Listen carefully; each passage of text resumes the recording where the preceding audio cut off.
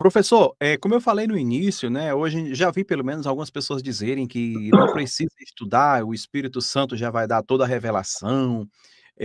Você queria falar sobre, essa cultura que tem permeado aí, as igrejas, tem algumas pessoas, claro, não estou generalizando, as igrejas gostam de estudar, mas muitas pessoas ainda são, adepta do conceito de que basta orar e eu vou pregar, eu vou dar um estudo, vou orar e o Espírito Santo vai me dar a mensagem, não precisa estudar, ser um conhecedor de hebraico, de grego, sabe, me aprofundar. Você quer comentar um pouco sobre isso? O que que você diria, que conselho você daria para essas igrejas, esses líderes?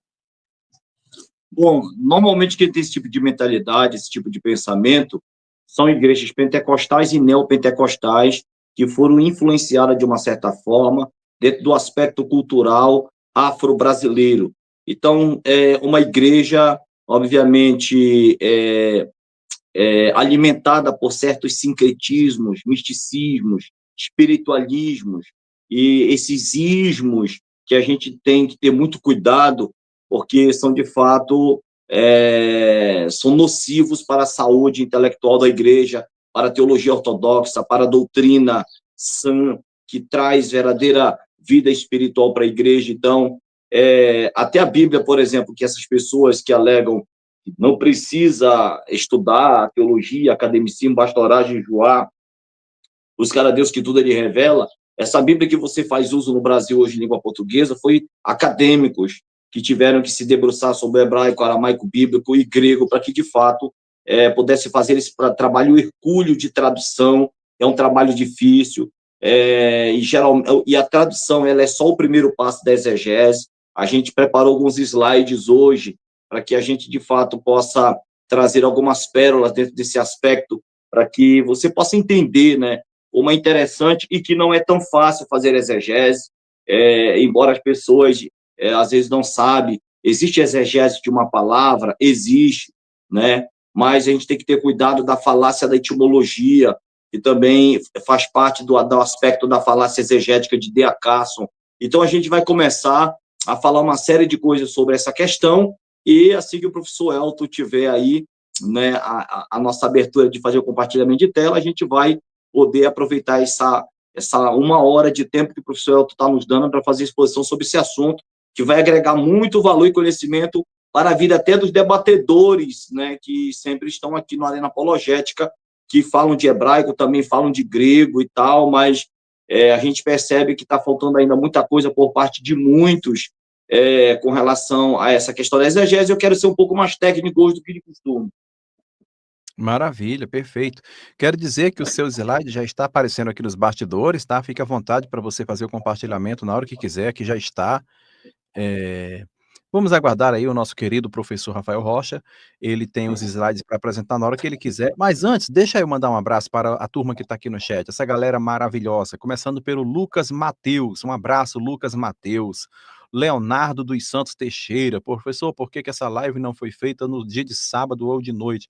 Porque tem que conciliar o tempo, né, do professor Rafael também, ele tem que atender as agendas dele, então, eu também tenho os meus compromissos, então a gente conciliou estar aqui nesse momento, foi o melhor momento. E Certo. também nós temos aqui a presença do Yuri Moraes, um abraço para você, dom de língua e espiritismo, dom de língua e espiritismo. Temos aqui o Rodrigo, presbítero Rodrigo Ezequiel também, que está aí caminhando aí para ser um profundo exegeta, um aluno meu. E temos aqui o João Silva também, que é um aluno meu, que no momento ele não está estudando comigo, mas foi meu aluno por muito tempo. E é isso aí, gente. Vamos agora ouvir nosso querido professor Rafael Rocha, o que ele tem a dizer sobre isso. Fique à vontade, vou compartilhar o seu slide na hora que você quiser. Certo. Pode compartilhar, meu amigão. Maravilha. Olha só, introdução ao estudo de exegese. Muito top, hein? Vamos falar um pouco sobre algumas definições que, obviamente, precisam serem analisadas. Então, nós temos a introdução ao estudo exegético, e a primeira coisa que gostaríamos de apresentar é essa definição. A definição da palavra exegese, né, vem do termo grego exégesis, morfologicamente formado pelo prefixo ek, para fora de, mais a raiz ago, que é conduzir, ir, trazer. No entanto, exegesis se desenvolveu na palavra exegestai, que significa conduzir para fora, embora o Novo Testamento apresente a palavra grega exegeomai, com significado de descrever e explicar algum tipo de relato acerca de algo ou de alguém. E, nesse sentido, é que aprenderemos a trabalhar analiticamente com o texto bíblico original. Então, a gente vai estar trazendo para você a definição do que, de fato, é exegese, e, obviamente, a gente pode apresentar aí grande parte, daqui a pouco estarei apresentando grande parte do Novo Testamento grego. O primeiro grande exegeta do Novo Testamento é o próprio Cristo, que ele faz a exegese exata do Pai. Então, tem textos bíblicos em grego que a gente vai analisar, com a relação entre exegese e hermenêutica, né? A hermenêutica também tem a ver com interpretação, a hermenêutica tem a ver com tradução também, que é o que a gente vai discorrer um pouco. Daqui a pouco também estarei falando sobre a diferença entre exegese e teologia, ou entre teologia e exegese. Mas aqui a gente vai continuando aqui nessa forma de introito para trazer essa aula de exegese para você. O termo exegesis foi tradicionalmente usado pelos pais da igreja para exegese da Bíblia, mas no seu uso moderno, a exegese bíblica é usada para dar maior especificidade, a fim de distingui-lo de qualquer outra explicação crítica mais ampla de qualquer texto bíblico. Então, você tem que entender que a exegese ela tem essa perspectiva de fazer com que você tenha um exame crítico da Bíblia, um exame técnico da Bíblia, uma leitura acadêmica e científica das Escrituras. Sem nem aquele tipo de paixão que o professor Elton acabou de falar no começo da nossa live, pessoas que acham que só orar, jejuar, ler a Bíblia em português. Muitas dessas pessoas, se eu perguntar aonde é que se inicia a perícope de um texto, onde é que ela termina, as pessoas vão ter dificuldade de delimitar um texto para mim. Então, eu vou saber, de fato, que as pessoas, às vezes, elas são exegetas de palavras do hebraico ou do grego isolado. E a gente vai desconstruir uma série de equívocos em nome da exegese que tem sido cometida hoje por supostos teólogos do Brasil e até por debatedores que debatem fazendo a reivindicação de que, de fato, fizeram a exegese do texto. Será que a gente tem visto uma exegese feita em torno do texto bíblico? Então, e por fim, pode ser definida como uma cuidadosa análise histórica, cultural, literária, linguística e teológica de um texto bíblico, no seu desenvolvimento primário de produção, ou seja, uma leitura profundamente atenta do texto original. E a gente tem várias camadas da exegese, eu vou falar daqui a pouco sobre cada uma delas, porque elas são profundamente importantes e você tem que saber quais são cada uma dessas camadas exegéticas que você precisa saber para poder trabalhar. Então, a gente vai estar transitando com essa questão. Por exemplo, nós temos aqui o texto grego, né? Exegetas, que é a palavra que está lá no texto grego da Septuaginta de Gênesis 41:8, e que, por vez, na tradução, né, da Septuaginta, estava escrito assim: era pela manhã, sua alma estava perturbada. Mandou ele chamar todos os intérpretes do Egito. Veja que o exegetas, na verdade, é traduzido como intérprete do Egito. Então, o exegeta, ele é alguém que interpreta. Então, no caso aqui, nós estamos aqui aludindo que, biblicamente, a Bíblia fala sobre exegetas? Fala. A Bíblia fala sobre os exegetas do Egito? Fala. Fala sobre os exegetas cristãos? Fala. E é isso que a gente vai estar traduzindo. Na própria tradução, né, aqui descrita pela edição americana de Douay Rheims, de 1899, a gente percebe que a DRA também traz essa questão de intérprete das Escrituras. E qual é o primeiro passo para a exegese? Traduzir o texto. Aí talvez você venha me dizer assim mesmo: bom, para que traduzir o texto se nós temos inúmeras traduções em português? Olha, eu tenho a João Ferreira de Almeida, a Revista Corrigida, João Ferreira de Almeida, a Revista Atualizada, eu tenho a Nova Almeida Atualizada, eu tenho a João Ferreira de Almeida Corrigida Fiel, eu tenho a João Ferreira de Almeida de 1753, que é a primeira Almeida de João Ferreira de Almeida, eu tenho a João Ferreira de Almeida de 1860, eu tenho várias João Ferreira de Almeida, eu tenho a SPP, SES, eu tenho a NVI, a NVT, eu tenho a Almeida Século XXI, eu tenho a Bíblia de Jerusalém, eu tenho a Bíblia de Estudo Ecumênico. Então, quer dizer, talvez você diga assim: para que traduzir o texto se nós temos muitas traduções do texto. Só o fato de você, obviamente, já ter que se deparar com inúmeras traduções do texto bíblico, você, de fato, já tem que ter a noção de que tem algum tipo de problema no ato de tradução, né? E é o que a gente vai começar. Por exemplo, não existe tradução perfeita. Essa aqui é a primeira verdade bombástica que você precisa saber, principalmente você que chega, geralmente chega comigo, né, professor Elton, muito que eu sabe que eu sou professor de hebraico, bíblico clássico e grego koiné do Novo Testamento, e muitas pessoas chegam para mim, qual é a melhor tradução em português dos originais? Eu digo assim mesmo, pode ser nenhuma delas ou todas elas, mas, na verdade, não existe tradução perfeita. Por quê? Por que eu digo isso? Porque você precisa, de uma certa forma, ver todas as possibilidades linguísticas de tradução dos textos originais a partir daquilo que já foi produzido e quantas outras possibilidades ainda são possíveis serem feitas. Então, nós temos aí, né, um provérbio italiano que literalmente significa que o tradutor é um traidor, mas que, na realidade, o que quer dizer é que toda tradução não corresponde exatamente ao sentido original do texto.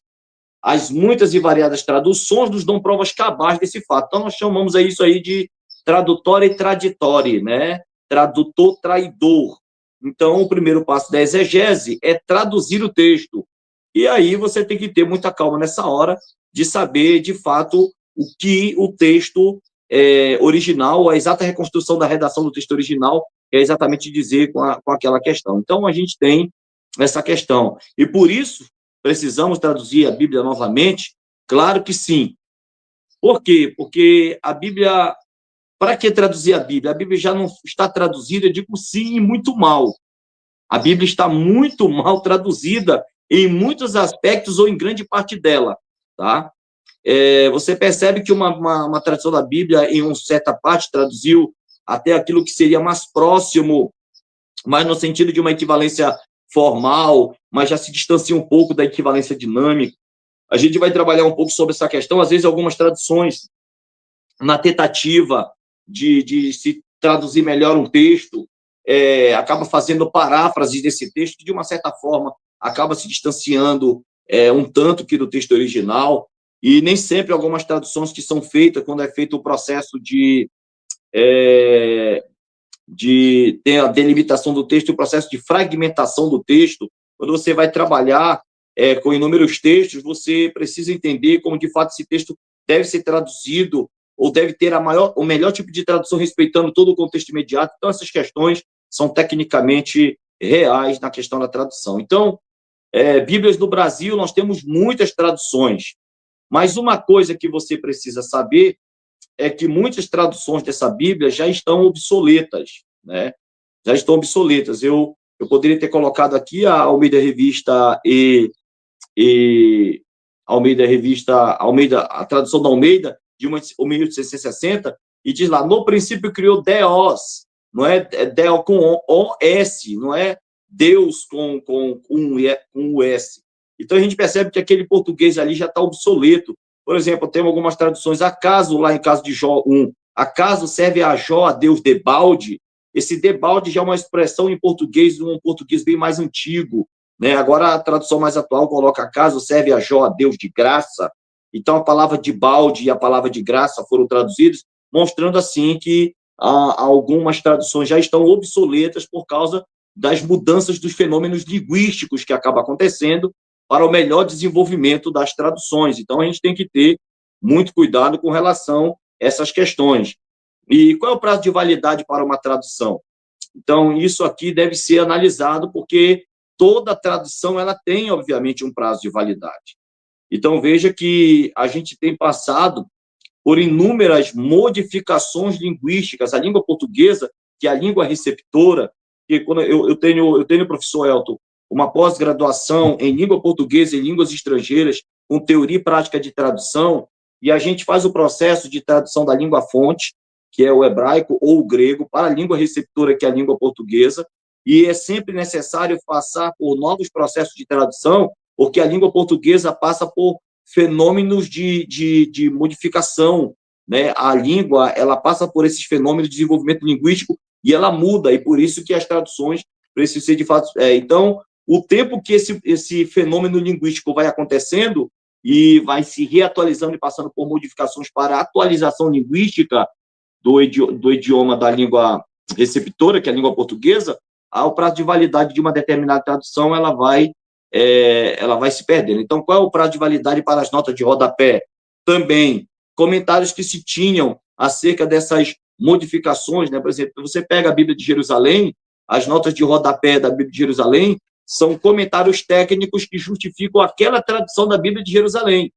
Mas como já as traduções estão passando por novas modificações, também as notas de rodapé, que tem um certo comentário técnico para justificar a tradução do seu texto, de fato vai acabar passando por situações que precisam também de modificações. Então, e o prazo dessa validade, tanto da tradução como das notas de rodapé, é por causa das modificações linguísticas, das modificações dos desenvolvimentos do conhecimento histórico, os novos achados arqueológicos vão, de fato, apresentar possibilidades de novos desdobramentos de termos antigos que até então ninguém sabia o significado, mas com os novos achados arqueológicos, esses termos foram redescobertos e ressignificados. Então, a questão também da cultura e da religião, que vai sendo cada dia mais descoberta com maior profundidade através também desses mesmos achados arqueológicos, vão fazendo com que as traduções, de uma certa forma, vão aí se desenvolvendo. Então, traduzir a Bíblia novamente, sim, porque existem vários tipos, existe problemas de vários tipos. Primeiro, palavras cujo significado não conhecemos. Vou dar um exemplo aqui de Gênesis 2:6, no hebraico, tá? Nós temos aí o Gênesis 2:6, e a gente vai vendo muitos outros exemplos que a gente vai tendo. Por exemplo, palavras que... Traduzir palavra novamente, exegese do Antigo Testamento. Então, palavras que conhecemos, mas que junta para nós não significam nada, como também Jeremias 5:8, né? E aqui nós temos aqui a palavra de significado desconhecido, duvidoso, né? Ed e a ler mirhaaretz, ou seja, e um ed subia da terra. Então, o que é esse um ed? Esse um ed, ele pode ser traduzido como uma fonte de água fresca subterrânea. Esse ed pode ser traduzido como torrente de água, como canal de água, como vapor, como nuvem de chuva. Então, o que seria esse ed? Veja quantas possibilidades nós temos daqui nessa questão do ed, né? E um ed subia da terra. Então, nós temos Gênesis 2:6 na Almeida Revista Corrigida, na ARC, que diz: um vapor, porém, subia da terra. A SBP, a Sociedade Bíblica de Portugal, traduzia ou para procurar nascentes subterrâneas, e a regasse, ou a King James, a AKJ, entretanto, fontes de água brotavam da terra. Então, o que seria esse ed?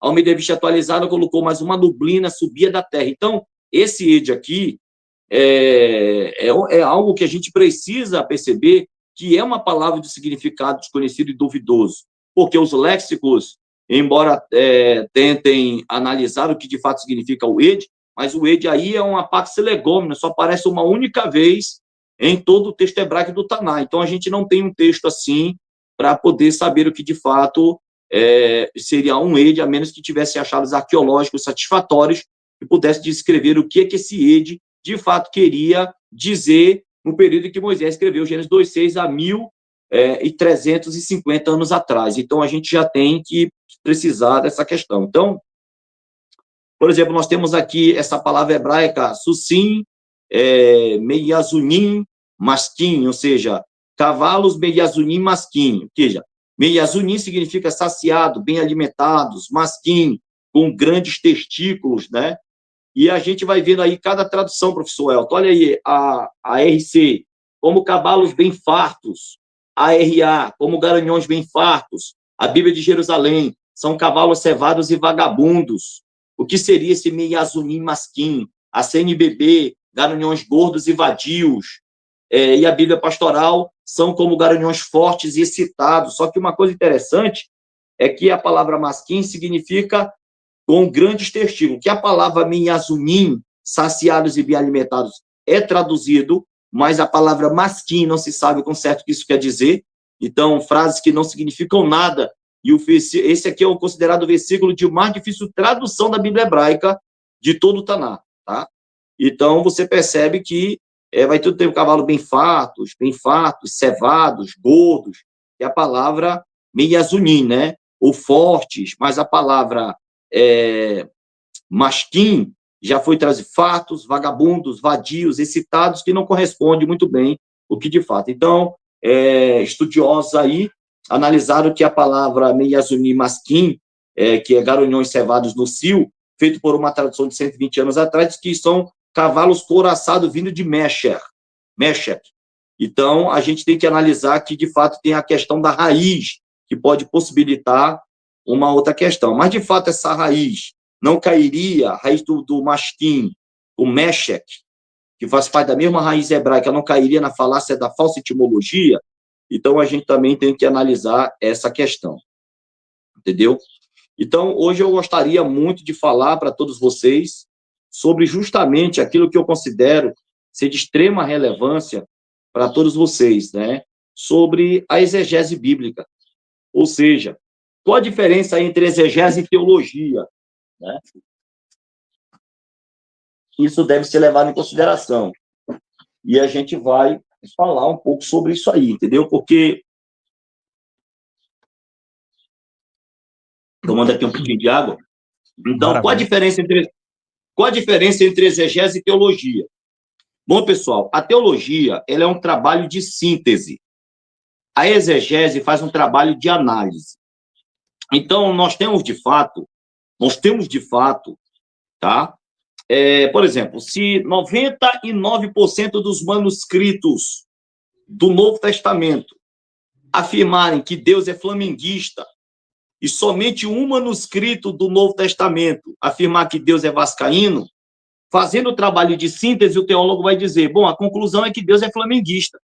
Por quê? Porque 99% dos manuscritos dizem que Deus é flamenguista.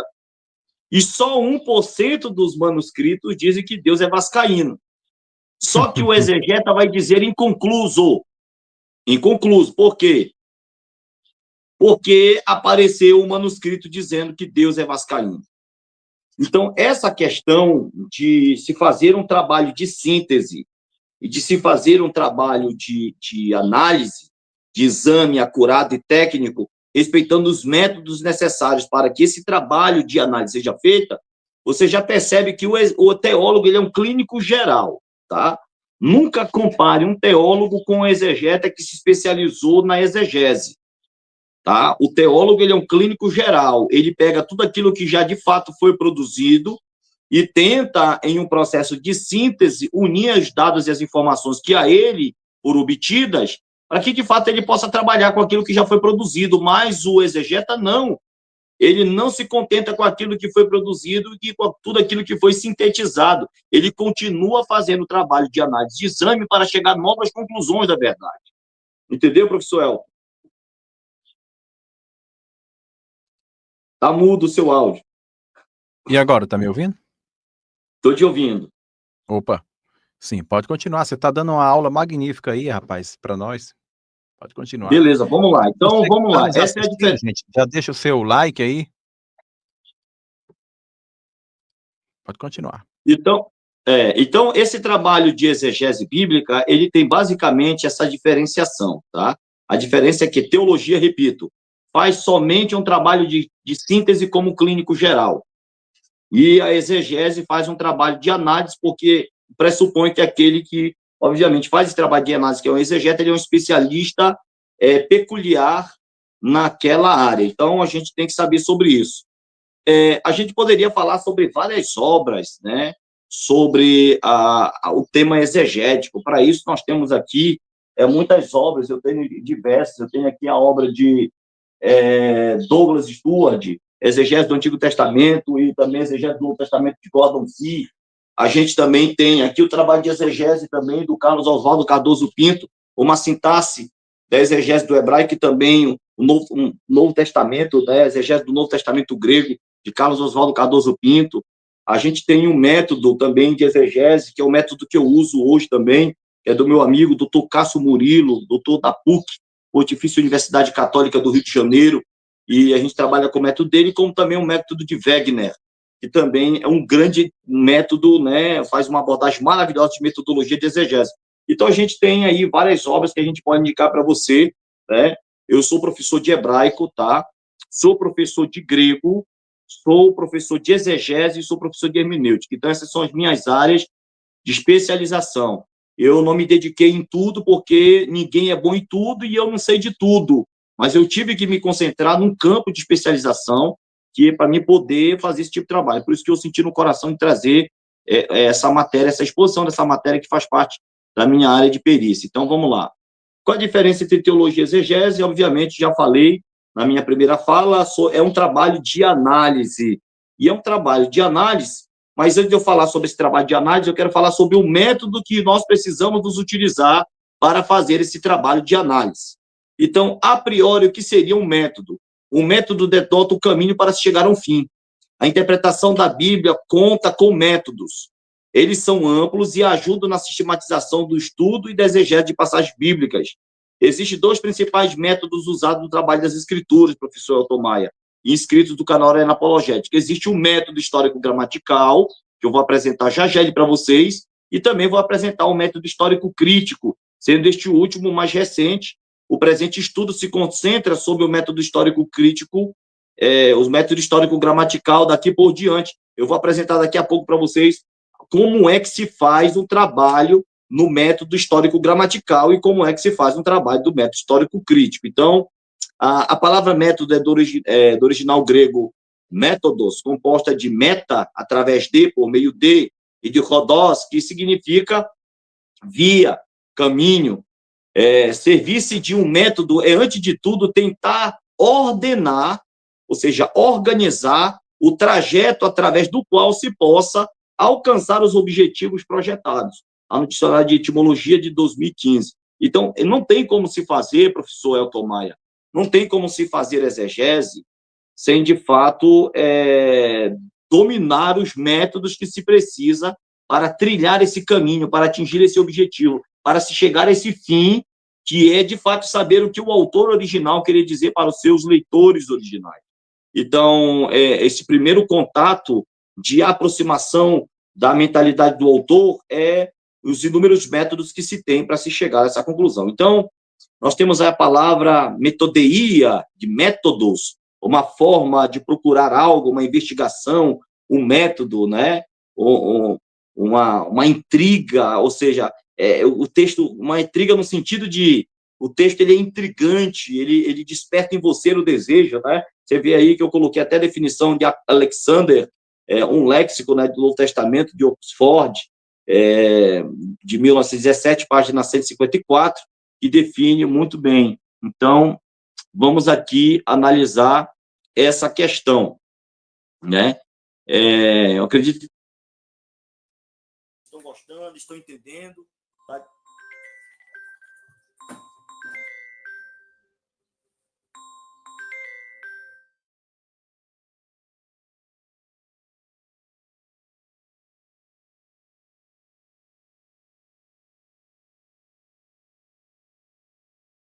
Professor Elton, seu áudio está mudo. Não, é que eu tô aprendendo aqui com você, rapaz. Estou te ouvindo aí. E a galera tá, eles estão aí... Então, você está trazendo uma aula aí sobre esse assunto muito magnífico, e eu tô achando isso muito edificante, tá? Até sou grato aí por esse conteúdo aqui no canal, vai ficar gravado aí para as pessoas que querem aprender sobre essa questão da exegese, pode ficar à vontade para falar mais sobre esse assunto, muito, muito rico. Certo, vamos lá, vamos dar continuidade. Então, a aula de exegese é uma aula que a gente vai fazer sobre um trabalho de análise. E o que é esse trabalho de análise? É um conjunto de métodos, abordagens e leituras que precisamos fazer sobre determinado texto bíblico para se chegar a conclusões verdadeiras, conclusões reais. Toda a verdade está no fato. E nós estamos trabalhando com o fato que, obviamente, foi exposto no texto bíblico. Então, a gente faz esse tipo de análise, respeitando esse conjunto de métodos, esse conjunto de abordagem e esse conjunto de leituras necessárias para se chegar à melhor compreensão do texto, porque as pessoas acham que a gente, quando vai analisar um texto, a gente faz sob uma leitura mística, pietista, como pessoas apaixonadas. O exegeta ele é um cientista especializado no campo da teologia. Então, ele lê o texto sem nenhum tipo de paixão denominacional, sem nenhum tipo de paixão espiritualista, não. Ele é um cientista apaixonado meramente pelo texto, e muitos chamam o exegeta daqueles que prestam culto ao texto e não ao Deus do texto. Mas, na verdade, isso não é verdade, porque a gente se preocupa de saber o que, de fato, a palavra de Deus quer dizer, sem a gente ter que inserir nesse texto o nosso pressuposto para não cometer a gafe como diz a preposição eis, para dentro de exegesis, né?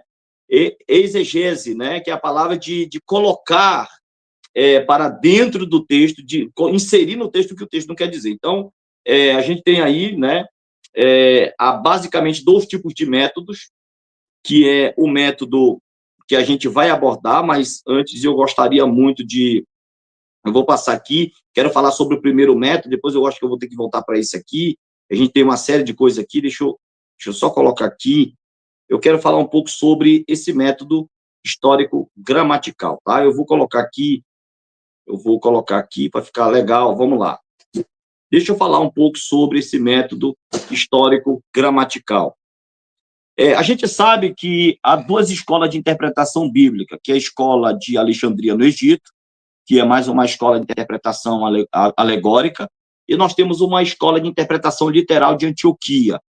Então, obviamente, nessa escola de interpretação literal de Antioquia, foi que se originou o método histórico gramatical, foi de lá que, obviamente, se desdobrou historicamente para que se chegasse o desenvolvimento técnico, acadêmico e científico desse método, que foi usado pelos reformadores do período do século XVI e que, de fato, se tornou um dos grandes expoentes desse método também hoje. Um dos principais defensores desse método foi o filólogo e gramático Fernando de Saussure. Muita gente não sabia disso, né, professor Elton? Fernando de Saussure, ele é alguém que, de fato, é um linguista que se debruçou em também fazer esse tipo de abordagem. Então, o método histórico-gramatical, também conhecido como método histórico ou método gramatical, foi desenvolvido principalmente por estudiosos da língua e da literatura na Europa. Então, especialmente no contexto da crítica textual da Bíblia e os estudos linguísticos. Então, foi a partir daí que começaram a redefinir ou se reutilizar desse estudo e desse método para que, de fato, pudesse se chegar a conclusões mais satisfatórias sobre o texto bíblico. Então, embora o conceito tenha evoluído ao longo do tempo, como eu já havia falado anteriormente, e vem desde o período da escola de Antioquia, que é de lá que se origina, que era para fazer contraponto à escola alegórica de Alexandria, no Egito, né? Então, e sido influenciado por diversos teólogos. Então, estou colocando um desses teólogos, Fernando de Saussure, que é um que, de fato, faz abordagem também do método histórico-gramatical em suas pesquisas. Então, esse método enfatiza a análise de textos a partir de sua história e contexto. Vamos lá, vamos repetir.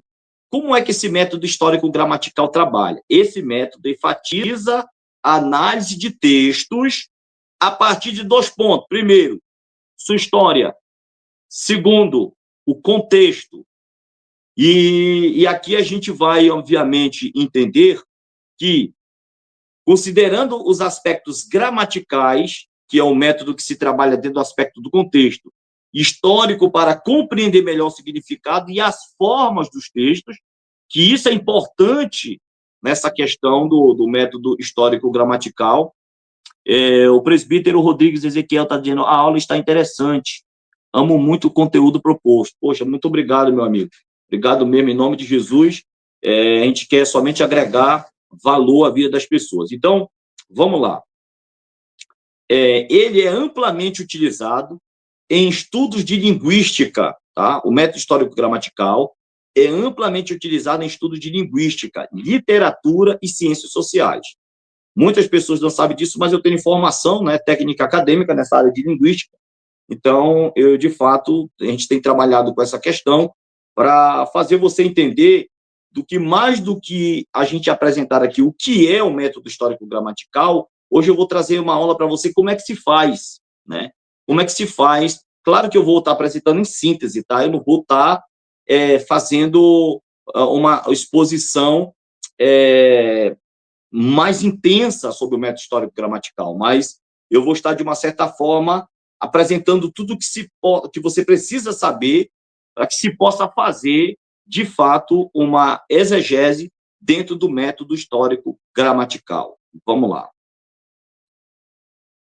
Bom, a exegese, no método histórico gramatical, a primeira coisa que você precisa saber é que ela busca interpretar o texto bíblico de forma fiel à sua interpretação original, tá? E considerando o contexto histórico, ou seja, aquele dado período que, de fato, aquele texto foi produzido, e quais foram as influências que o autor ou o escritor daquele texto sofreu na hora que estava produzindo aquele texto. Então, e a gramática da época em que foi escrita, ou seja, o professor Elton, o senhor já ouviu dizer, algumas pessoas desajuizadas dizer assim, quem produziu o texto hebraico não sabia nada de gramática, quem produziu o texto grego não sabia nada de gramática, vocês que estão inventando esse negócio hoje, com esse novo surgimento pós-moderno da difusão da internet, das redes sociais, entre debates acadêmicos de teólogos pós-modernos, que começaram a ficar falando esse negócio de gramática, de hebraico e de grego, mas não se tinha essa discussão na época que aquele texto foi produzido. Digo, ora, meu amigo, pelo amor do Senhor Jesus, como o cara vai produzir um texto não tendo, no mínimo, o conhecimento básico das regras gramaticais? Então, o senhor acredita nisso aí, professor Elton, que os autores do Antigo e do Novo Testamento, quando produziram aqueles textos, não sabiam nada de gramática, Vidal? Olha, quando nós falamos das técnicas de interpretação, isso se vale muito para nós que vamos pegar um conteúdo literário. Naquela época, os apóstolos vivenciaram na prática a sua história, eles que comporam a história, que para nós hoje é objeto de estudo, né. Então, fica meio que estranho, né, exigir que os apóstolos né, ainda que Paulo não era um leigo, Paulo era um estudioso profundo, mas o que é que nós temos? Nós temos, um objeto de estudo, que naquela época eram os próprios apóstolos, não é isso que você perguntou? Se os Sim. apóstolos então Não, é se isso, eles tinham conhecimento gramatical para produzir aqueles textos, né? Tinha que ter, né, professor? tinham, tinham. Eu acredito que sim, que tinham conhecimento, né. Então, a exegese do método histórico gramatical busca interpretar o texto bíblico de forma fiel à sua interpretação original, considerando o contexto histórico e a gramática da época em que foi escrito. Aqui está um passo a passo básico de como se faz exegese nesse método histórico gramatical. Então, a gente vai dar continuidade e vamos lá. Qual é o primeiro passo que se precisa saber para se fazer uma exegese dentro do método histórico gramatical? Leitura atenta do texto. Leia o texto várias vezes, em diferentes versões, se possível. Observe palavras-chave, repetições, estrutura e o fluxo lógico do texto. Né? Eu gosto muito do meu amigo, mandar um abraço aqui para o meu amigo, professor Helry. O professor Helry usa uma expressão que a gente brinca com ele, né? Que ele é o cara que mais usa essa expressão, que é as implicações lógicas. Então, como é que você vai ler um texto se você, de fato, não compreende as implicações lógicas desse texto? Então, você precisa observar as palavras-chave, repetições, estrutura e o fluxo lógico que gira e transita em torno do texto que você está trabalhando para fazer a exegese. Segundo passo, análise gramatical e linguística. Estude o texto no idioma original, o hebraico, aramaico e grego, se possível, tá? Uma vez eu vi não vou citar o nome, eu vi um rapaz dando um curso de exegese aí na internet, aí eu conheço ele, eu perguntei, amigão, você tem informação em hebraico, grego e tal? Aí ele disse, não, eu não sei nada sobre isso. Eu digo, amigão, como é que você vai dar aula de exegese se o primeiro passo da exegese é traduzir o texto? Como você vai fazer um trabalho exegético, lecionar exegese, sem, de fato, você dominar as línguas? É muito complicado. O primeiro passo da exegese é justamente esse, é fazer a tradução do texto. Então, por exemplo, o professor Elton é um exegeta do Novo Testamento. Por que eu sei que ele é um exegeta do Novo Testamento? Porque o professor colocar um texto grego na frente do professor Elton e mandar ele traduzir, ele vai traduzir para mim na hora, porque eu conheço a capacidade técnica do professor Elton. O professor Elton é um professor de grego de verdade. Então, ele vai traduzir o texto para mim. Aí, o segundo passo da exegese, eu digo, professor Elton, analise para mim as variantes textuais do texto grego. Ele vai saber. Então, de fato, essas são as camadas que se precisa conhecer para se fazer exegese. Então, se você, meu nobre amigo, não sabe nada de hebraico, nada de grego, eu não estou dizendo que você não pode saber, que você não pode fazer curso, não pode ser alfabetizado, eu até oriento você, eu até sugiro que você faça curso, ou que você não possa dizer que você analisou um texto do ponto de vista exegético, sendo que você, de fato, não tem um domínio sobre aquilo. Então, é muito complicado. Então, analise, por exemplo, verbos nos textos originais, os tempos verbais. Existe uma questão do aspecto tempo, o arco de Ossart, o chamado presente profético. Você sabe o que é isso no trabalho da exegese, do presente profético? Você lê um texto, um verbo no grego que aparentemente está no presente, mas ele está dentro de um campo semântico profético. Então, aí, o campo, a semântica vai definir aquele presente. Se é um presente meramente natural, né, comum, básico, ou se é um presente profético, se o aspecto dali do tempo e da ação verbal vai mudar. Então, é muito interessante essa questão, né? Por exemplo, quantos verbos não tem aí que você lê verbos meramente em voz média, mas aí você acha que voz média é quando o sujeito faz ação em si mesmo, até que você, estudando mais um pouco, vai ver que existe o chamado médio depoente, quando o verbo de voz média faz função de voz ativa. Então, como é que você vai saber trabalhar tecnicamente um texto, tá? Se de fato você não conhecer. Então, o segundo passo da exegese, o método histórico-gramatical, é analise gramaticalmente e linguisticamente, estude o texto no idioma original, hebraico, aramaico e grego. Se possível, analise verbos, tempos verbais, pronomes, conectivos, né? Nós temos até adjetivos participiais, que são adjetivos deverbais, né? E sintaxe. Observe o gênero literário, a narrativa, outra. Nessa observação do gênero literário, você tem que saber se você está fazendo exegese de um texto narrativo, é um. Se você está trabalhando com poesia, é outro. Profecia e gênero epistolar são outros. Não coloque tudo dentro de um pacote, porque tem pessoas que querem literalizar a poesia, querem literalizar gêneros poéticos da profecia, querem literalizar metáforas que, às vezes, estão dentro do gênero epistolar. Então, você tem que ter muito cuidado com isso, você tem que conhecer também as figuras de linguagem.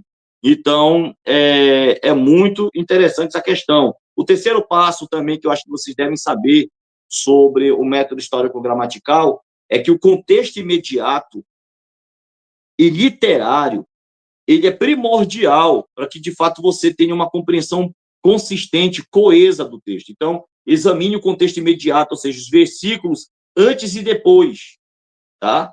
Então, isso aí também é chamado aí de delimitação do texto. Você tem que conhecer a perícope do texto, porque o contexto não tem a ver com capítulos, né? O texto não tem a ver com capítulos. Às vezes, uma perícope ele tem mais de 2, 3 ou 4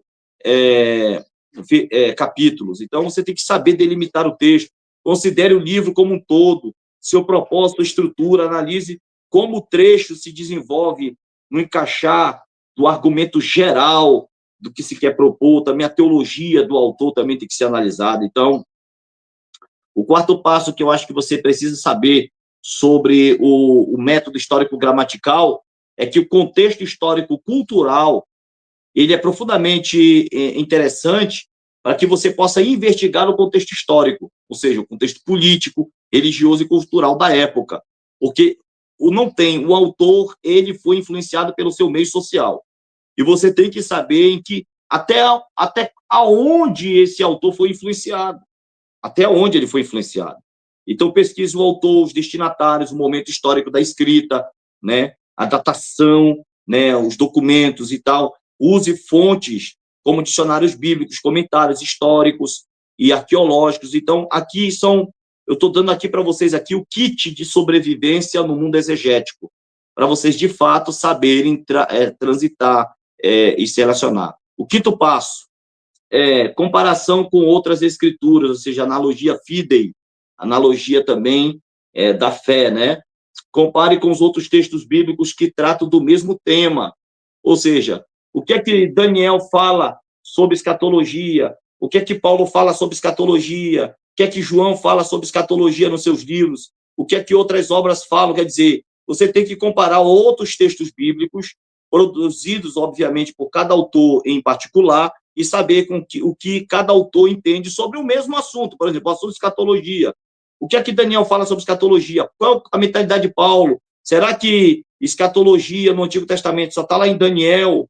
Só está em fragmentos de Isaías? Será que Gênesis fala de escatologia? Será que, de fato, eu li toda a Bíblia e saber o que todos os textos bíblicos falam no seu aspecto escatológico? Quer dizer, isso é interessante você saber. E aí você vai ter um domínio muito profundo da Escritura. Então, compare com os outros textos bíblicos que tratam do mesmo tema.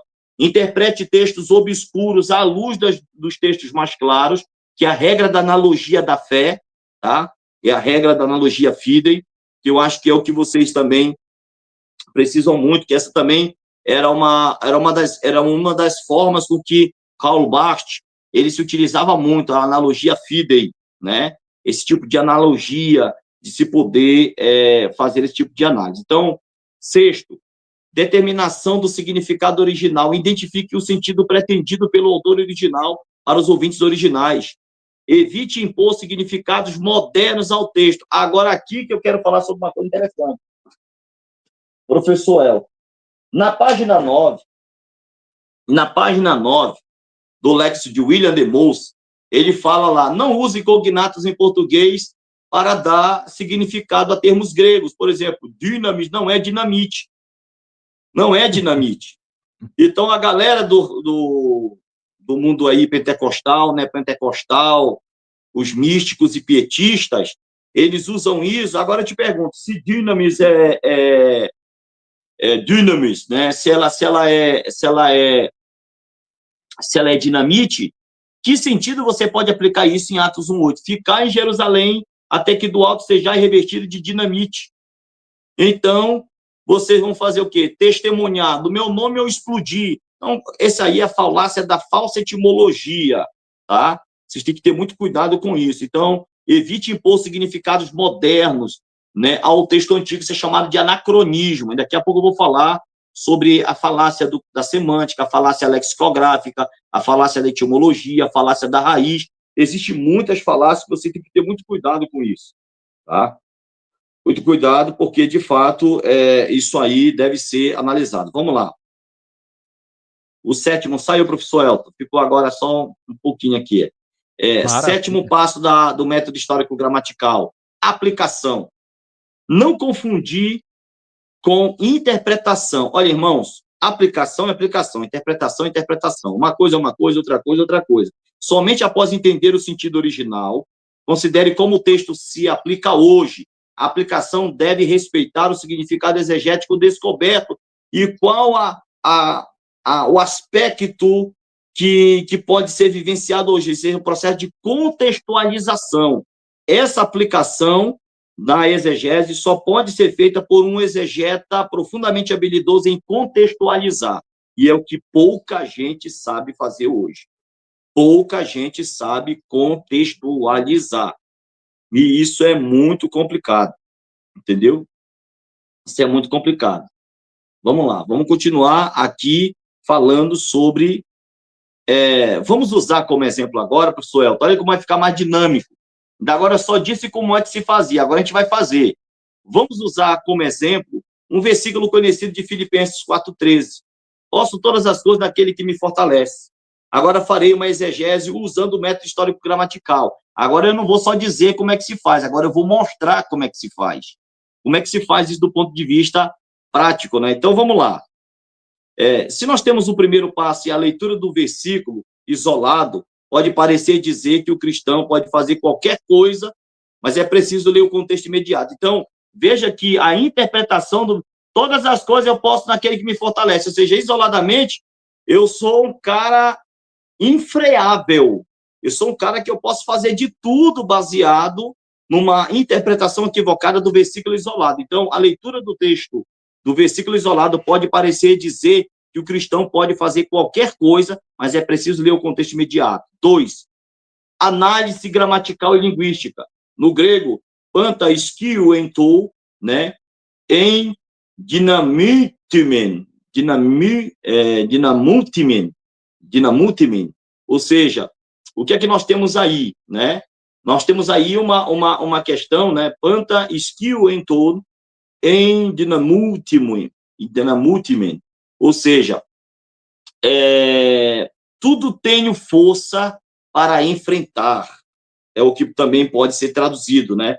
Naquele que me fortalece, ou seja, o verbo skill, que é ter força, e resistir, suportar. Ou seja, eu posso, ou seja, eu tenho força para suportar tudo naquele que me fortalece. Então, nós temos aqui um exemplozinho básico, tá? Eu não trabalhei muito essa questão de forma palavra por palavra, mas eu estou só colocando aqui o modelo, como é que se faz. Então, a parte 3 desse contexto.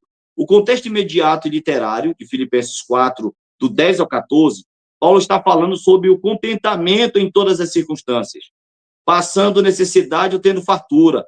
O versículo não trata de realizar qualquer coisa, mas de suportar qualquer situação como força dada por Cristo. Então, esse é o contexto.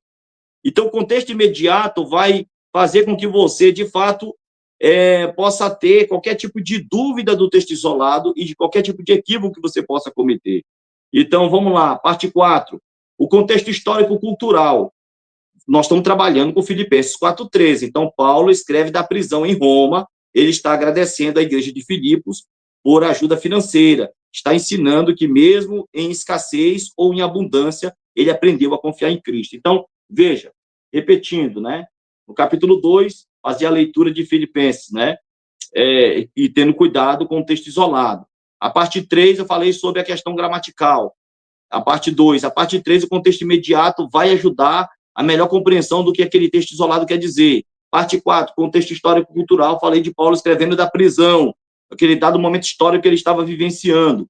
Parte 4 do método histórico-gramatical, comparação com outras escrituras, por exemplo, o que é que a gente pode comparar Filipenses 4,13 com 2 Coríntios 12, do 9 ao 10? Paulo fala que o poder de Cristo se aperfeiçoa na fraqueza. Mostra coerência com a ideia de força em meio à dificuldade. Não poder absoluto, mas força em meio à dificuldade. Então, você pega o texto, né, mais remoto de 2 Coríntios 12, do 9 ao 10, e você faz com que esse texto ajude você a compreender o que Paulo queria dizer naquele contexto imediato de Filipenses 4:13. Então, veja como é interessante esse trabalho do método histórico-gramatical. E sexto, o sentido original.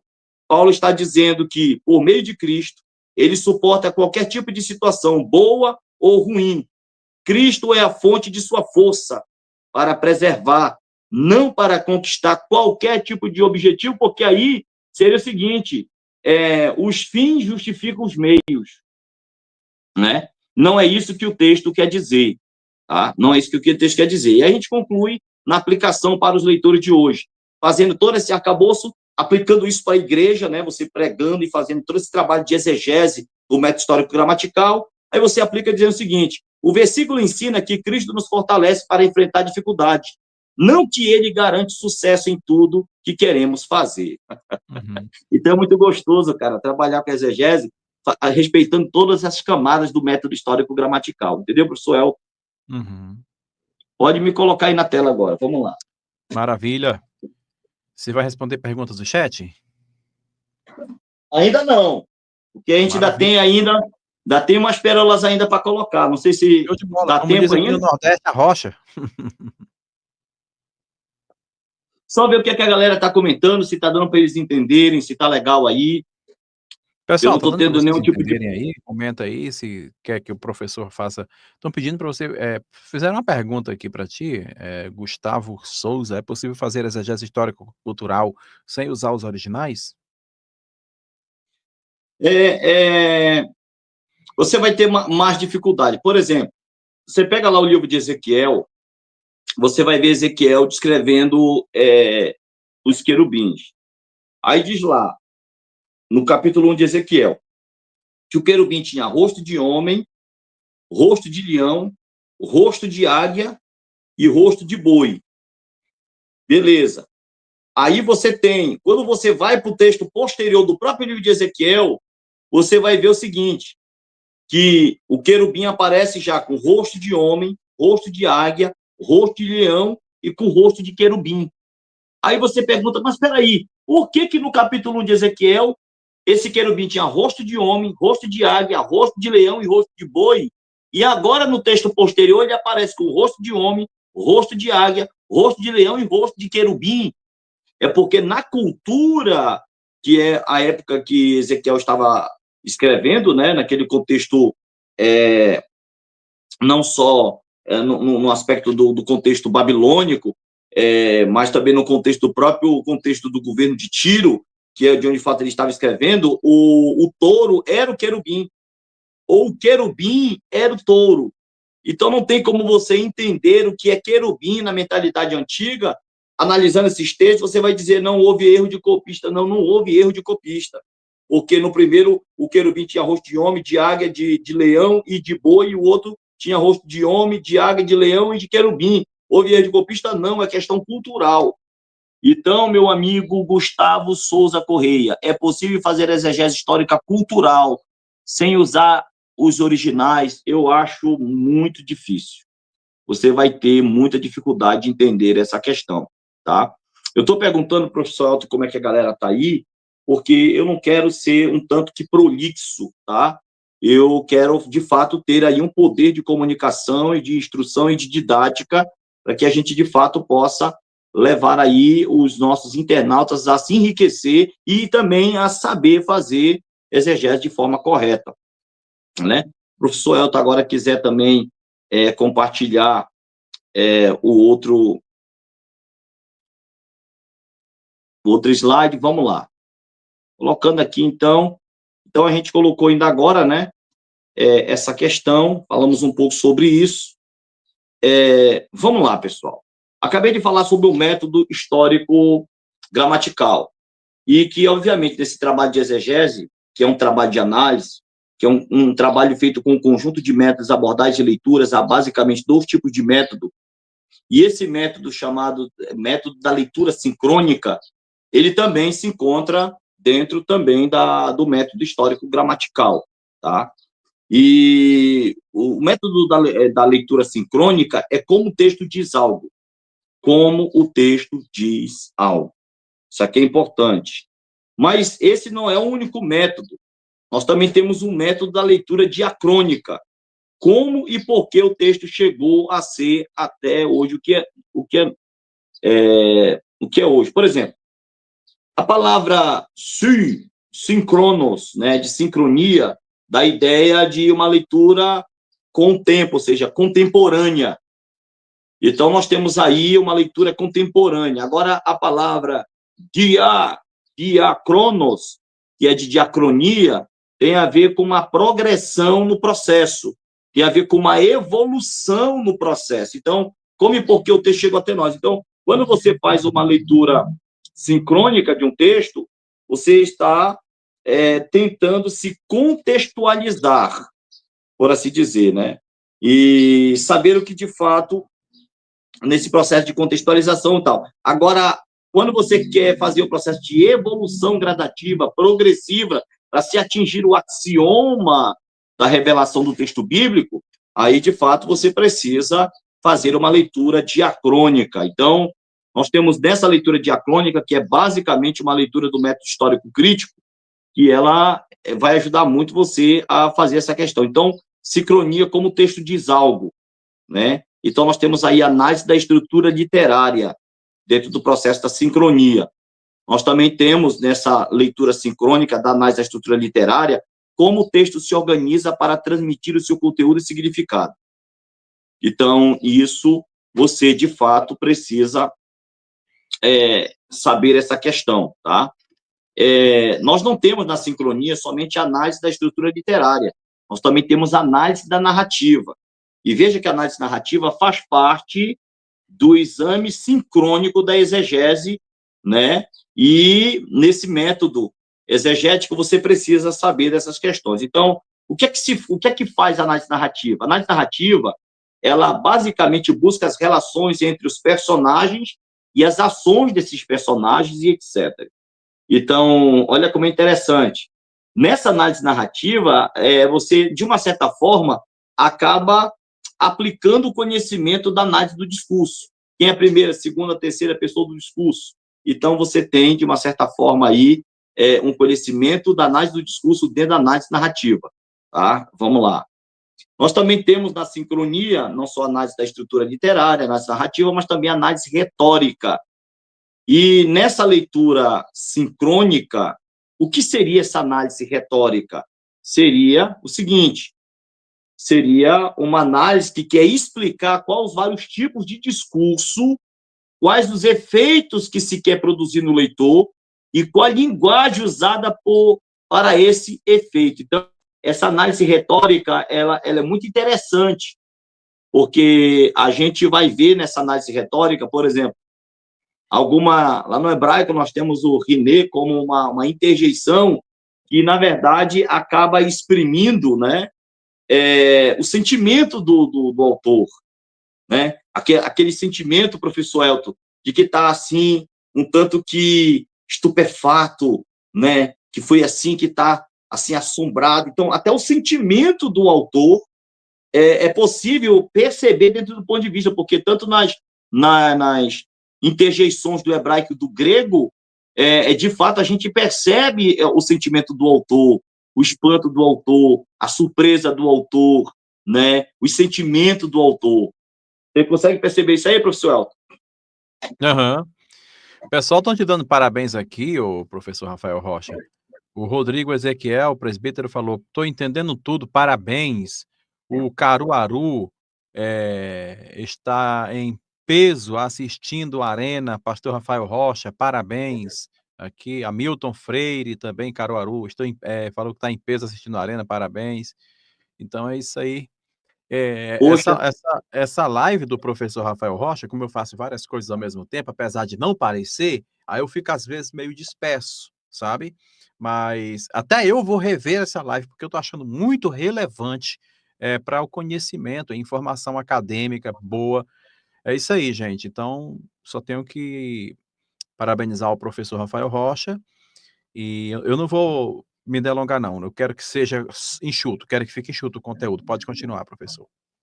então vamos lá. Então nós temos aqui na leitura sincrônica, análise da estrutura literária, análise narrativa, análise retórica, que de fato já foi dito. Agora nós também temos análise linguística.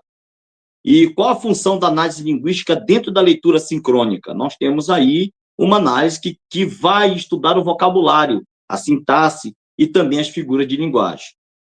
As pantomimas, as personificações, as figuras de linguagem, que eu acho que é interessantíssima vocês saberem o que de fato precisa se dizer, né, no texto.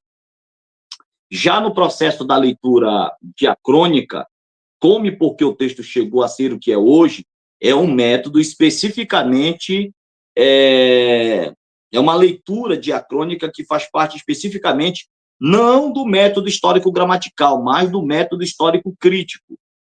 Então, a sincronia faz parte do método histórico-gramatical, mas a diacronia faz parte do método histórico-crítico. Então, a primeira coisa que esse método da leitura diacrônica faz é o seguinte, é a crítica da constituição do texto. E o que seria a crítica da constituição do texto?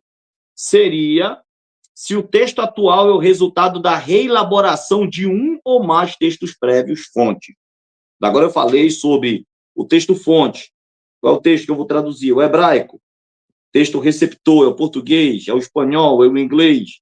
Mas eu preciso trabalhar com a crítica da constituição do texto, ou seja, esse texto massorético, que eu estou usando ele como texto-fonte, esse texto grego crítico, eclético, como texto-fonte, texto majoritário, texto grego que faz parte, se o texto atual é o resultado da reelaboração de um ou mais textos prévios, aí nós vamos entrar na questão, né, da constituição do texto, que é a questão da reconstrução ou da crítica textual, que de fato vai ser necessária para se fazer o exame, se esse texto ele é uma reelaboração de outros manuscritos. E quando a gente vai no Novo Testamento grego, entrar para os textos de tradição alexandrina, textos de tradição bizantina, e aí a gente vai analisando para você ter uma ideia. Então, além da leitura diacrônica que é necessário se fazer para a crítica da constituição do texto, nós temos uma leitura diacrônica que trabalha também com a crítica dos gêneros literários. Então, nós temos aqui a crítica dos gêneros literários, que é profundamente importante para que você venha saber o que é isso. E o que é a crítica dos gêneros literários? Tá? É um trabalho de comparação com outros textos formalmente semelhantes. Vou repetir, crítica dos gêneros literários é um trabalho de comparação com outros textos formalmente semelhantes, ou seja, comparando parábolas com parábolas, poesias com poesias, profecias com profecias e epístolas com epístolas.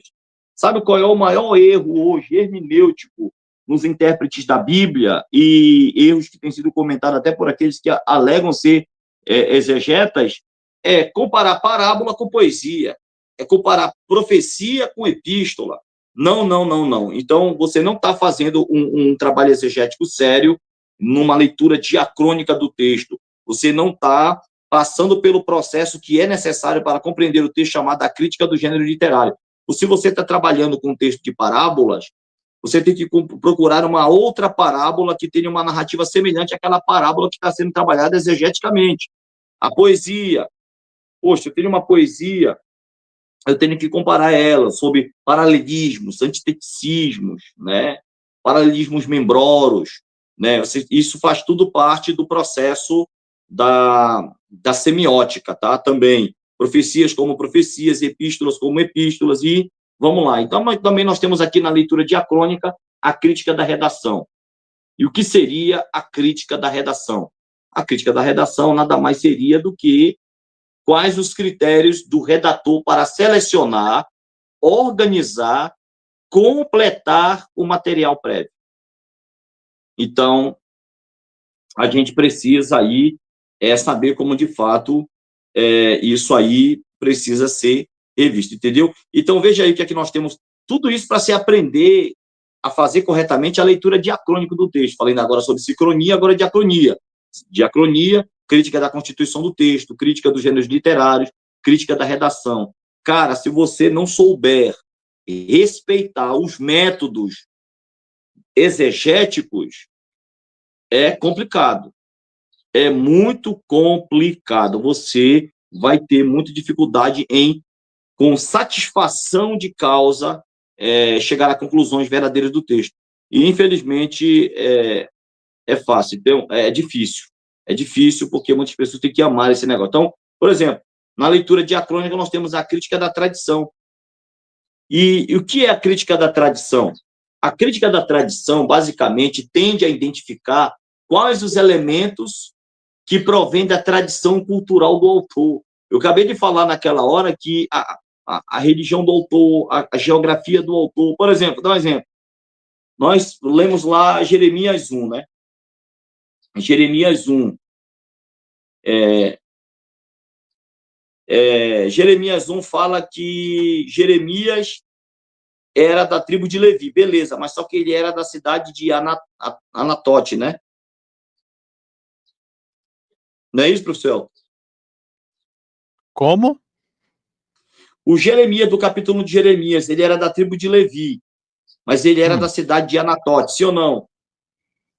Sim. Beleza. Na crítica da tradição, o exegeta ele tem que procurar saber em que aspecto aquela região de Anatote influenciou a mentalidade, o conhecimento, a cultura, a religião de Jeremias. Então, a crítica da tradição tende a identificar quais elementos que provêm da tradição cultural do autor, ou seja, a sua cidade. Por exemplo, eu sou aqui da cidade de Bragança, no estado do Pará. A forma com que eu fui influenciado pela cultura da minha cidade pode ser a forma com que o professor Elton, diferentemente, tenha sido influenciado aí, no estado do Ceará, onde ele mora, né? Ele parece que é de Fortaleza, né, pessoal? Então, quer dizer, como Exato, Fortaleza do Ceará influenciou o professor Elton, pode ser diferentemente a forma com que Bragança do Pará tem influenciado o professor Rafael Rocha. Então, o que acontece? Então, essa crítica da tradição ajuda você essa compreensão. Então, como se realiza na prática um trabalho exegético no seu conjunto? Primeiro passo, vamos lá, galera. Recapitulando, e aqui a gente vai encerrar aqui a questão. Recapitulando. Como se faz exegese? Primeiro, preparação do texto. Como se prepara um texto? Você tem que traduzir o texto. Por isso que não tem como ser um exegeta sem dominar as línguas fontes para você fazer o processo de tradução para a língua receptora que se quer traduzir. Então, o primeiro passo da exegese, traduzir o texto. Segundo passo da exegese, fazer a crítica textual, ou seja, a exata reconstrução da redação daquele texto original, ou saber com que, de fato, você vai acabar decidindo com que tipo de texto você vai trabalhar. É o texto grego crítico eclético? É o texto majoritário? É o texto grego bizantino dos irmãos Eusebio? É o texto grego de Erasmo de Roterdã? Você vai trabalhar lá com o quê? O texto... você vai trabalhar com o texto massorético, da BHS, você vai trabalhar com o Codex B Leningrado, você vai trabalhar com e tal. Então, você tem que saber do hebraico e do grego que você vai trabalhar. Depois, delimitação do texto. E o que é delimitar o texto? É saber onde o texto começa e onde ele termina. Por exemplo, o Sermão da Montanha, no capítulo 5, do versículo 1 de Mateus, diz que Jesus sobe o monte. Mas Jesus só desce do monte no capítulo 8, do versículo 1. Ou seja, delimitar o texto é você ter o capítulo 5, 6, 7 e 8 de Mateus, Como 4 perícope. capítulos, como perícope. Então, delimitação do texto é onde ele começa e onde ele termina. Você tem que saber isso aí, entendeu? Então, por exemplo, segmentação do texto. O que é segmentar o texto? É cortar o texto em frases menores. É os chamados versículos. É você pegar toda essa estrutura e trabalhar ele em partes menores. Isso aí é a segmentação do texto. Depois que você traduziu o texto, fez a crítica textual do texto, fez a delimitação do texto, você segmentou o texto, aí você começa a pegar tudo isso que você já fez e começa o aspecto da leitura sincrônica. A estruturação, análise da estrutura literária, análises linguísticas, análise narrativa, obviamente se o texto for de narrativa, e análise poética. Então, você não pode fazer uma análise poética, uma análise narrativa, nem uma análise narrativa na análise poética. Você tem que respeitar a leitura do processo sincrônico. E depois, na leitura diacrônica, depois de você fazer todo esse processo, você vai fazer a crítica da constituição do texto, a crítica dos gêneros literários, a leitura sinótica, tá? A crítica da redação e a crítica da tradição, né? A crítica da tradição e a crítica da redação. Então, sem esses métodos aqui, aí, meu amigo, eu acho que é complicado fazer exegese, entendeu? Então, aqui eu encerro a minha participação, professor Elton. Maravilha. E eu quero que essa live ela fique enxuta, tá, gente? Eu não quero que essa live fique muito poluída. Eu quero que o conteúdo fique aqui enxuto, guardado no YouTube, tá bom? E por isso eu quero agradecer aqui essa aula maravilhosa do professor Rafael Rocha. Ele vai vir mais vezes com esse tipo de conteúdo. Foi muito top, muito assertivo, tá, gente? E é Professor isso. Elton, eu só gostaria de encerrar. Compartilha de novo o meu computador aí, porque isso é uma preocupação que eu estou tendo esses últimos dias, né? Pode compartilhar meu computador. Sim, pode ficar à vontade. Isso. Vocês têm aí, meus amados inscritos do canal Arena Apologética, uma obra chamada A Falácias Exegéticas, que está em espanhol, de D.A. Carson. Você tem que ter muito cuidado, porque existem pessoas que estão tentando manipular os textos, e essa malandragem de manipulação de texto, de manipulação exegética, eu conheço, tá? Eu conheço. Infelizmente, as pessoas que não têm um preparo mais técnico nessa área da exegese são ludibriadas por aqueles que falam bonito. Então, eu fico preocupado com vocês, porque vocês que não sabem hebraico, não sabem grego, não têm obrigação de saber, seria bom se estudasse, né, se fizesse curso de exegese, hermenêutica, para poder não ser enganado pelos falaciosos exegetas e debatedores do Brasil, que são malandros e manipuladores por causa do vernáculo, da oratória, da retórica e tal, e que, às vezes, joga aquilo e você engole, você compra como se fosse verdade, mas a gente tem que ter cuidado. Então, a gente tem aqui essa obra de D.A. Carson que a gente sugere para que você dê uma lida legal, né, nessa questão. E, por exemplo, vou dar um exemplo aqui para vocês, né? Nós temos aqui o uso indevido da etimologia. Então, essa questão, ela precisa muito ser revista, tá? Porque, sob essa categoria, inclui-se duas primeiras falácias como subgrupo, mas resolvi separá-las por motivos práticos. Etimologia, a rigor, é o estudo da história de um termo, mas isso tem que ser feito de forma muito lúcida, né? Johann Luz, né, faz parte do retroagir a antiga ideia grega de que o significado de uma palavra deriva de uma própria natureza e não de uma convenção. Por isso, até bem pouco tempo atrás, havia estudiosos que pensavam que o segredo para descobrir o significado de uma palavra residia em sua origem e história. Essa pressuposição de evolução linear é a causa do uso indevido da etimologia. Olha aqui, ó, tá? Essa pressuposição de evolução linear é a causa do uso indevido da etimologia, que faz com que qualquer uso que a palavra tenha tido no passado deva estar presente no significado atual. Professor Elton Maia, chega aí que eu quero conversar contigo sobre algo da língua grega. Opa! Vamos lá. Você acha, professor Elton Maia, correto interpretar o grego do Novo Testamento a partir de uma definição de uma palavra grega lá no mundo do grego clássico?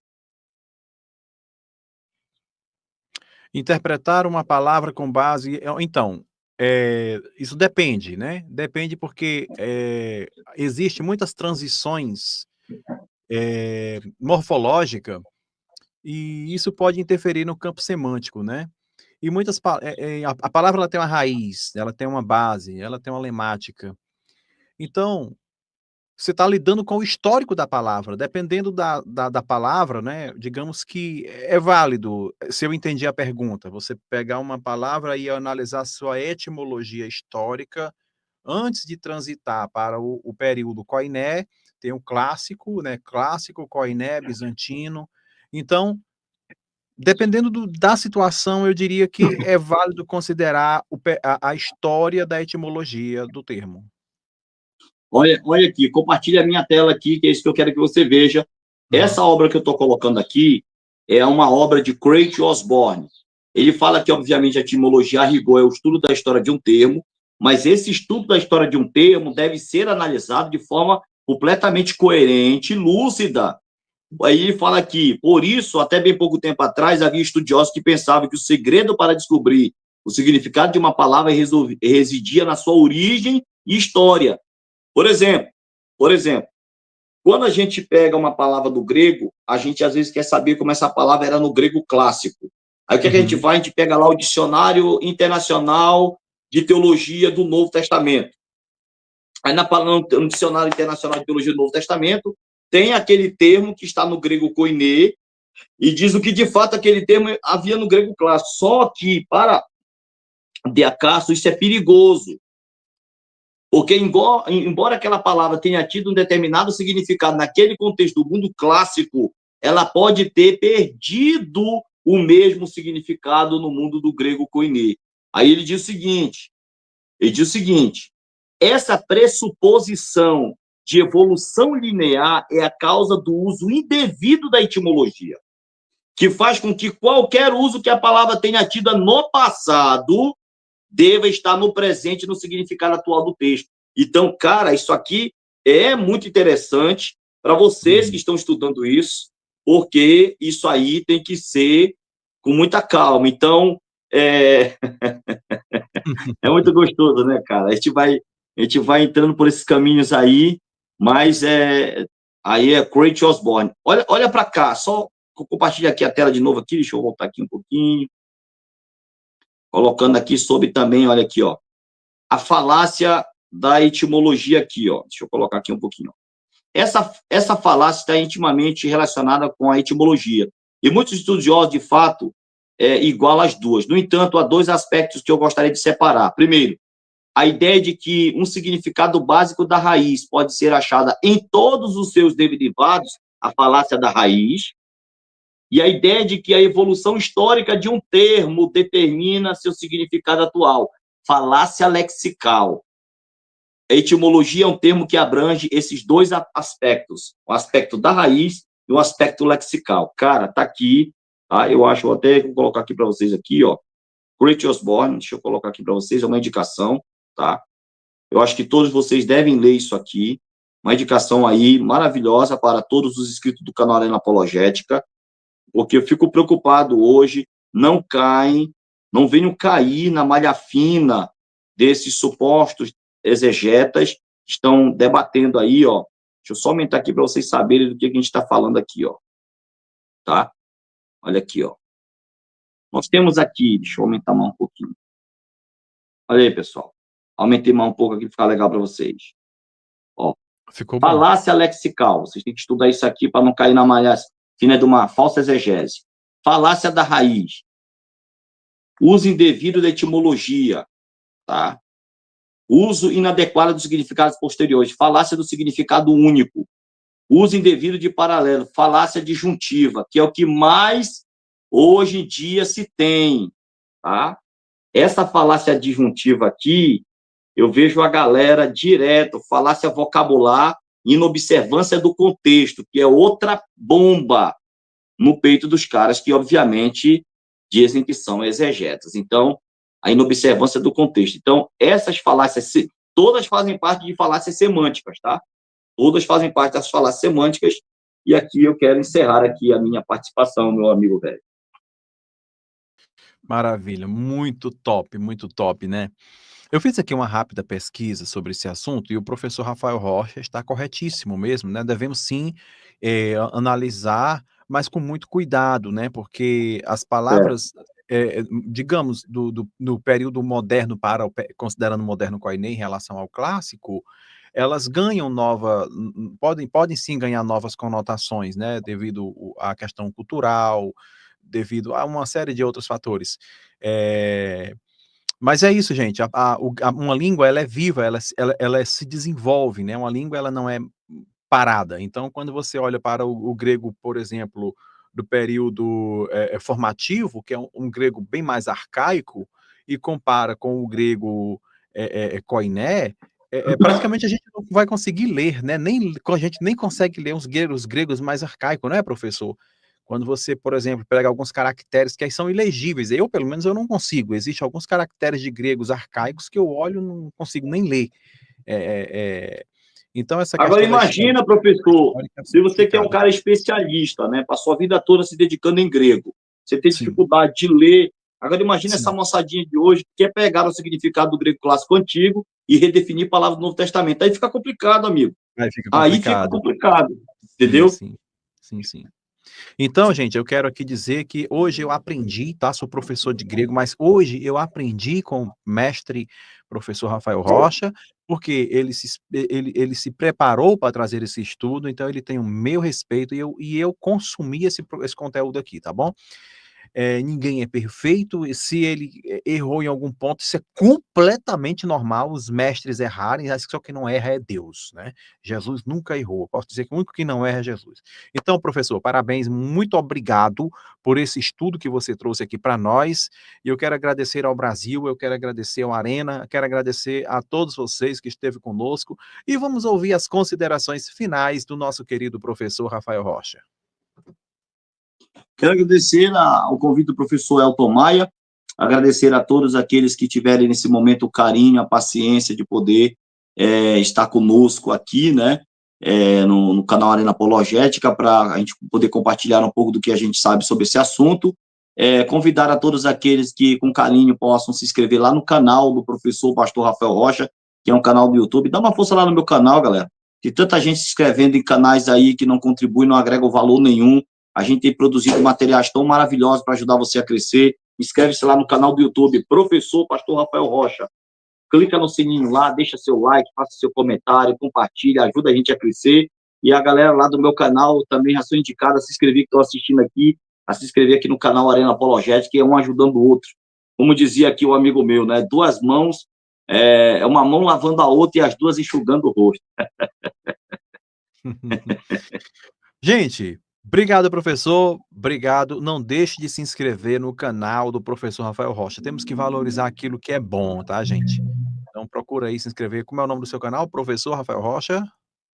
Professor Pastor Rafael Rocha.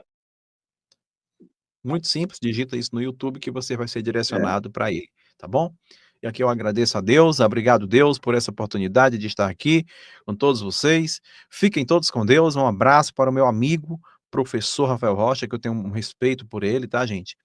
Ele já indicou alunos para mim e eu fico muito feliz por isso, por a indicação dele. E é isso. Mais vezes ele voltará aqui a casa é dele, ele sabe disso. Fiquem todos com Deus. Ah, detalhe, ele é um excelente músico, tá, gente, também. Fiquem todos com Deus, Brasil. Beijão a todos. Arena Apologética, o seu melhor canal de debates e entrevistas do YouTube. Shalom. Haris Kairene Tukiriu Jesus Cristo Adelphos Mu, Philos Mu. Shalom.